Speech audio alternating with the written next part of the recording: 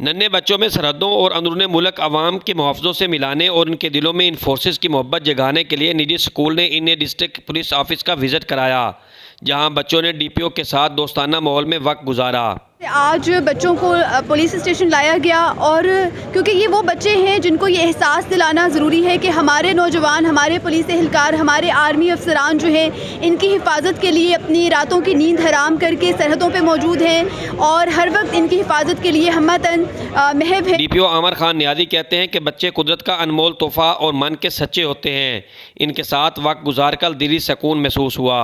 हाँ जी, wonderful surprise. हमारे तो फीके से दिन में मतलब कलरफुल डे हो गया बच्चों को देख के, और बड़ा खुशगवार एहसास होता है। और मेरे ख्याल में बच्चों की जहन साजी एक हमारे मुल्क की कौम खिदमत के लिए और मुस्तकबिल के लिए बड़ी अच्छी है। डिस्ट्रिक्ट पुलिस की तरफ से बच्चों को गिफ्ट देने के बाद मुकम्मल स्क्वाड के साथ रवाना किया गया।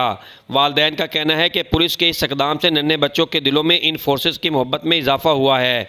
कैमरा टीम के साथ अमीर उमर चमन, एयरवाई न्यूज़, चिन्योट।